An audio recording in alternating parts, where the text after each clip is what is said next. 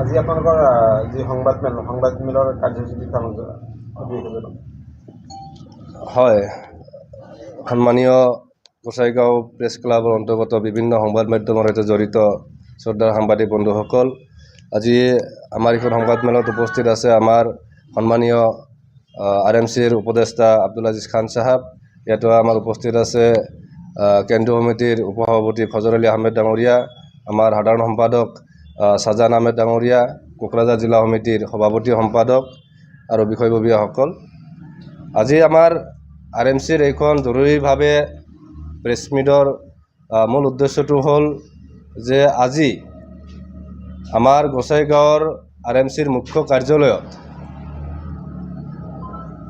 আমাৰ ধৰ্মীয় সংখ্যালঘু পৰিষদ তথা RMCৰ বেনাৰ লগাই ইয়াতে সময়ে সময়ে আমাৰ কিছু সভা সমিতি অনুষ্ঠিত হৈয়ে থাকে। যিহেতু আমাৰ কাৰ্যালয়খনত এখন ডাঙৰ কমিউনিটি হল আছে, গতিকে তাতে আমাৰ সময়ে সময়ে বিভিন্ন দল সংগঠনে সভা পাতি থাকে। তো তেনেকুৱা ধৰণৰ আমাৰ যিজন অফিচ বিয়াৰাৰ আছিলে, এখন সভা অনুষ্ঠিত হ'ব বুলি কোৱাত চাবিখন দিছিলে। গতিকে আমাৰ কাৰ্যালয়তেই RMCৰ লগত কোনো ধৰণৰ সম্বন্ধ নথকা একাংশ ব্যক্তিয়ে এইখন অফিচত সোমাই পেলাই RMCৰ সাধাৰণ সভা নাম দি পেলাই যি এখন সভা অনুষ্ঠিত কৰি এইখন সভাৰ জৰিয়তে RMCৰ কেন্দ্ৰীয় সমিতি ঘোষণা কৰা কাৰ্যক আমি RMCৰ কেন্দ্ৰীয় সমিতিয়ে তীব্ৰ ভাষাৰে গৰিহণা দিছোঁ আৰু ইয়াক ধিক্কাৰ জনাইছোঁ আৰু সম্পূৰ্ণৰূপে অবৈধ বুলি আমি ঘোষণা কৰিছোঁ। প্ৰথম কথা।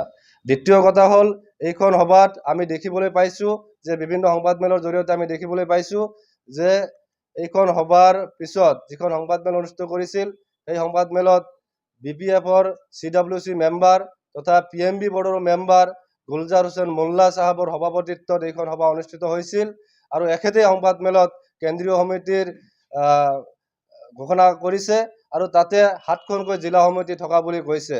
আচলতে আজি আপোনালোকৰ সংবাদ মাধ্যমৰ জৰিয়তে আমি স্পষ্ট কৰি দিছোঁ, তাতে আমাৰ RMCৰ কোনো এখন জিলা সমিতি অংশগ্ৰহণ কৰা নাই। অকল গোসাইগাঁও জিলা সমিতিৰ সভাপতি সম্পাদক আছিলে আৰু চিৰাং জিলাৰ পৰা বহিষ্কাৰ হোৱা, অপহৰণ কৰি বহিষ্কাৰ কৰা গাজিবুৰ ৰহমান আৰু আব্দুল ছাত্তাৰ আহমেদক যোৱা 31 জানুৱাৰী তাৰিখে আমাৰ হাউলিত যিখন জেনেৰেল মিটিং অনুষ্ঠিত হৈছিল, সেই জেনেৰেল মিটিঙৰ সিদ্ধান্ত মৰ্মে আব্দুল ছাত্তাৰ আহমেদ আৰু গাজিবুৰ ৰহমান আৰু গোসাইগাঁও জিলা সমিতি আমি চৌকছ জাৰি কৰিছিলোঁ। কিন্তু এসপ্তাহ সময় উকলি যোৱাৰ পিছতো এইসকলৰ কাৰণ দৰ্শাই জাননী দিয়া নাই। ইতিমধ্যে আমাৰ কোৰ কমিটিৰ সিদ্ধান্ত মতে এখেতসকলক বহিষ্কাৰ কৰা হৈছে। গতিকে আব্দুল ছাত্তাৰ আহমেদ, গাজিবুৰ ৰহমান আৰু গোসাইগাঁও জিলা সমিতি ইতিমধ্যে ডিজলভ আৰু আব্দুল ছাত্তাৰ আৰু গাজিবুৰ ৰহমান সংগঠনৰ পৰা বহিষ্কৃত ব্যক্তি। এখেতসকলে আমাৰ RMCৰ কোনো ধৰণৰ সদস্য নহয় আৰু যিখিনি ব্যক্তি তাতে একগোট হৈছিল, প্ৰায় আমি যিখিনি চিনি পাইছোঁ সকলোখিনি মানুহে BPFৰ লগত জড়িত, BPF দলৰ সক্ৰিয় সদস্য।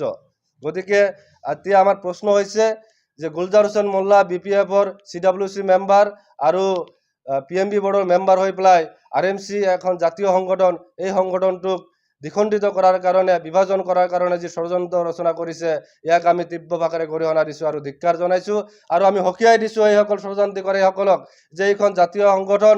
আজি আমি RMCয়ে আমাৰ জাতিটোৰ বিভিন্ন সমস্যা লৈ পেলাই আমি সময়ে সময়ে ৰাজনৈতিকভাৱে আলাপ আলোচনা কৰি জাতিটোৰ হৈ পেলাই কাম কৰি আছোঁ। আমি বৰ্তমান প্ৰমোদ বড়োৰ নেতৃত্বাধীন UPPL চৰকাৰৰ লগত থাকি পেলাই আমি ভূমিহীন নাগৰিকসকলক ভূমিৰ ভত্তা দিবলৈ সক্ষম হৈছোঁ। আমি বিভিন্ন উন্নয়নমূলক কাম কাজত কিছু পৰিমাণে হ'লেও আমি অংশগ্ৰহণ কৰিব পাৰিছোঁ আৰু আটাইতকৈ ডাঙৰ কথা হ'ল যে BTC অঞ্চলত ইমান দিনে আমি হত্যা, হিংসা, ধন দাবী, অপহৰণ কাণ্ডৰ লগত ইমান আমি নিৰ্যাতন হৈ আহিব লগা হৈ আছিলে। আজি BTC অঞ্চলত স্থায়ী শান্তি প্ৰতিষ্ঠা কৰাৰ ক্ষেত্ৰত RMCয়ে অংশ লৈ পেলাই কাম কৰি আছোঁ। এইটো সহ্য কৰিব নোৱাৰি আজি BPF দলৰ নিৰ্দেশ মতে, BPF দলৰ নেতা বক্তাৰ আলী আহমেদ এখেতৰ নিৰ্দেশ মতে এইখন কমিটি বনোৱা হৈছে বুলি আমি গম পাইছোঁ।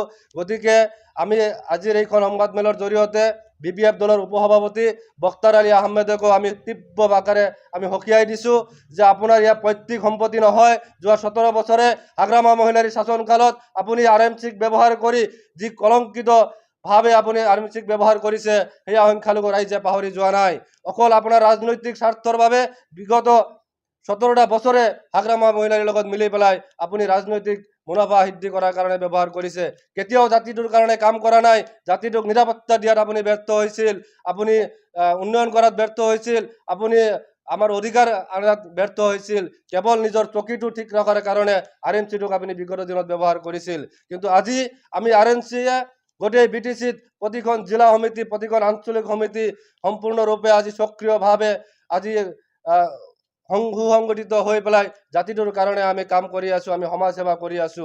ইয়া আপোনাৰ সহ্য হোৱা নাই, গতিকে আমি আপোনাক তীব্ৰ ভাষাৰে আমি গৰিহণা দিছো আৰু আমি সকীয়াই দিছো।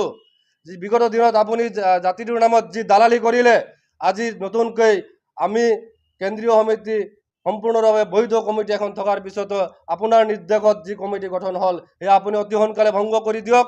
অন্যথায় আপোনাক য'ত পোৱা যাব তাতেই আপোনাক অপদস্থ কৰা হ'ব বুলি আজি সংবাদমেলৰ জৰিয়তে আপোনাক সকীয়নি দিছোঁ। জাতিটোৰ কাৰণে সক্ৰিয়ভাৱে কাম কৰি আছে, বিভিন্ন ইস্যু লৈ পেলাই কাম কৰি আছো। এয়া RMCটোক দুৰ্বল কৰাৰ কাৰণে, জনমানসত হেয় প্ৰতিপন্ন কৰাৰ কাৰণে এক ৰাজনৈতিক ষড়যন্ত্ৰ, আৰু এয়া আমি কেতিয়াও সফল হ'বলৈ নিদিওঁ।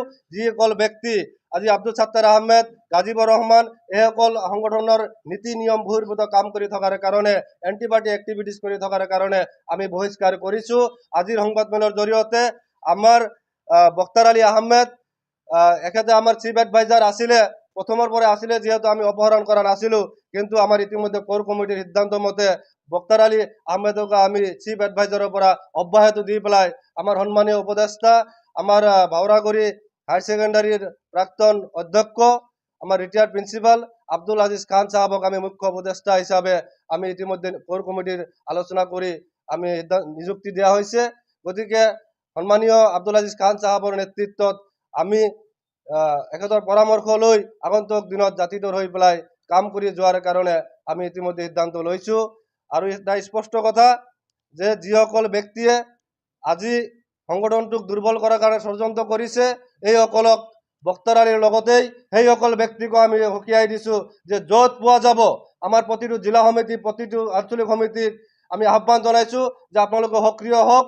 এইসকল ব্যক্তিত য'তেই পাব BTCৰ সংখ্যালঘু অঞ্চলত, তাতেই এখেতসকলক অপদস্থ কৰি পেলাই সংগঠনটোক লৈ যি বদনাম কৰাৰ কাৰণে হাগ্ৰামা মহিলাৰীৰ পৰা টকা পইচা লৈ পেলাই যি ষড়যন্ত্ৰ কৰিছে, সেয়া বন্ধ কৰিব লাগিব। এখেতসকলক অপদস্থ কৰা হ'ব বুলি আজি আমি ঘোষণা কৰিছোঁ। সম্পূৰ্ণ ভুল অভিযোগ। ধৰ্মীয় সংখ্যালঘু পৰিষদ RMC এখন সম্পূৰ্ণ অৰাজনৈতিক সংগঠন। ইয়াৰ এখন সংবিধান আছে। অৰাজনৈতিক চৰিত্ৰ অক্ষুণ্ণ ৰাখি পেলাই আমি বৰ্তমান UPPL দলক সমৰ্থন জনাই পেলাই আমি কাম কৰি আছোঁ। আমি কোনো ভাতৃ সংগঠন নহয়। বিগত দিনত বক্তাৰ আলী আহমেদৰ নেতৃত্বত, গুলজাৰ হুছেইন মোল্লাৰ নেতৃত্বত সংগঠনটোক BPF-ৰ ভাতৃ সংগঠন হিচাপে পৰিগণিত কৰিছিল, আৰু এই কাৰ্যক বিৰোধিতা কৰি পেলাই আজিৰ তাৰিখত আমি সম্পূৰ্ণৰূপে এখন অৰাজনৈতিক স্বতন্ত্ৰ জাতীয় সংগঠন হিচাপে BTCৰ সংখ্যালঘু ৰাইজৰ বুকুত আমি প্ৰতিষ্ঠা কৰিবলৈ সক্ষম হৈছোঁ। 1994 চনত জাতিটোৰ স্বাৰ্থত এইখন সংগঠন প্ৰয়াত আমাৰ ডক্টৰ নুৰ নবী শ্বেখ সাহেবৰ নেতৃত্বত এইখন সংগঠন জন্ম হৈছিল, আৰু BPF জন্ম হৈছে 2005 চনত। গতিকে এক দীঘলীয়া ইতিহাস আছে RMCৰ। গতিকে আগন্তুক দিনতো আমি জাতিটোৰ প্ৰতিটো ঘাত প্ৰতিঘাত, আমাৰ ন্যায় নিৰাপত্তা আৰু আমাৰ সাংবিধানিক অধিকাৰৰ কাৰণে আমি মাত মাতি যাম। এয়া আমাক কোনেও বিপদে পৰিচালিত কৰিব নোৱাৰিব। আজিৰ সংবাদমেলৰ জৰিয়তে যিকেইজন ব্যক্তিয়ে সংগঠনটোক বিভাজন কৰাৰ কাৰণে ষড়যন্ত্ৰ কৰিছে বা কৰি আছে, এখেতসকলক আমি পুনৰ এবাৰ কৈছোঁ, আমি য'তেই পাম তাতেই শাৰীৰিকভাৱে অপদস্থ কৰাৰ কাৰণে RMCৰ প্ৰতিটো জিলা সমিতি, প্ৰতিটো আঞ্চলিক সমিতি ইতিমধ্যে আমাক জনাইছে সাজু হৈ আছে। জানে যে আমি বৰ্তমান আমাৰ জাতীয় সমস্যা, আমাৰ সংখ্যালঘু সমাজৰ ভূমি সমস্যা আছে, আমাৰ উন্নয়নৰ সমস্যা আছে, আমাৰ ন্যায় নিৰাপত্তাৰ কথা আছে, আমাৰ অধিকাৰৰ কথা আছে, আমাৰ নিবনুৱাসকলৰ চাকৰি বাকৰিৰ ক্ষেত্ৰত আমাৰ অধিকাৰৰ কথা মাত মতাৰ কাৰণে আমি বৰ্তমান UPPL দলৰ লগত এক সুসম্পৰ্ক ৰাখি পেলাই এখেতসকলৰ যিখিনি ভাল কামক আমি সমৰ্থন কৰি আহিছোঁ, আৰু বেয়া কামখিনিক আমি সমালোচনা কৰি ৰাজনৈতিক হেঁচা দি পেলাই আমাৰ অধিকাৰ আমি সুৰক্ষিত কৰাৰ কাৰণে আমি কাম কৰি আছোঁ। হয়, কথাটো হ'ল এডুকেশ্যন ডিপাৰ্টমেণ্টৰ আণ্ডাৰত এইটো একচুৱেলি 6 শিডিউল হিচাপে ট্ৰাইবেল ভাইসকলৰ কাৰণে 2016 চনৰ কেবিনেট সিদ্ধান্ত মৰ্মে কিছু কনচিডাৰেশ্যনত অনাৰ কথা আছিল। কিন্তু আমি যিখিনি জানো যে এতিয়ালৈকে প্ৰভিঞ্চিয়েলাইজেশ্যনৰ কামটো পেণ্ডিং হৈ আছে। গতিকে আজিৰ তাৰিখত আমি ক'ব নোৱাৰোঁ যে কোন 10খন কলেজ ইয়াতে লিষ্টত সোমাইছে বা প্ৰভিঞ্চিয়েলাইজ হৈছে বা হোৱা নাই। তো বাকী মহামায়া কলেজৰ যিখন ক্ৰাইটেৰিয়া আছে, যদি ক্ৰাইটেৰিয়া ফুলফিল আছে, এইটো অন্তৰ্ভুক্ত কৰিব লাগে বুলি অতি সোনকালে আমি BTCৰ মাননীয় চিফ প্ৰণৱ বৰা ডাঙৰীয়াক সাক্ষাৎ কৰি আমি ইয়াক প্ৰভিঞ্চিয়েলাইজেশ্যন কৰিব লাগে বুলি আমি দাবী জনাম।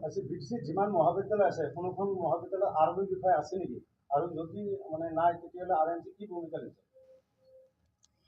চাওক, কিছুমান ডিপাৰ্টমেণ্টেল ক্ৰাইটেৰিয়া থাকে। মই প্ৰথমতে কৈছোঁ যে 6th শিডিউল হোৱাৰ কাৰণে কিছু কনচিডাৰেশ্যনৰ কাৰণে নিখিল বড়ো ছাত্ৰ সন্থা, বড়ো সাহিত্য সভা আৰু BTC কৰ্তৃপক্ষই অহৰহভাৱে চেষ্টা কৰি আছে যে ট্ৰাইবেল অঞ্চলৰ কাৰণে আমাক কিছু কনচিডাৰ দিব লাগে। এই ক্ষেত্ৰত অসম চৰকাৰে যদিও মৌখিকভাৱে এগ্ৰী হৈছে, এই বস্তুটো এতিয়ালৈকে 100% একচেপ্ট কৰি লোৱা নাই, যাৰ কাৰণে এতিয়ালৈকে পেণ্ডিঙে হৈ আছে। গতিকে আমি এপছু বা নিখিল বড়ো ছাত্ৰ সন্থা, বড়ো সাহিত্য সভা আৰু BTC কৰ্তৃপক্ষক আমি আহ্বান জনাম যে BTCৰ যি 10খন কলেজ লোৱা হৈছে, তাতে ছিনিয়ৰ বেচ যদি মহামায়া কলেজ আছে, সেয়া আপোনালোকে গ্ৰহণ কৰি লৈ এয়া প্ৰভিঞ্চিয়েলাইজেশ্যন কৰি দিব লাগে বুলি আমি অতি সোনকালে এখন মেমৰেণ্ডাম লৈ পেলাই BTC চিফ মাননীয়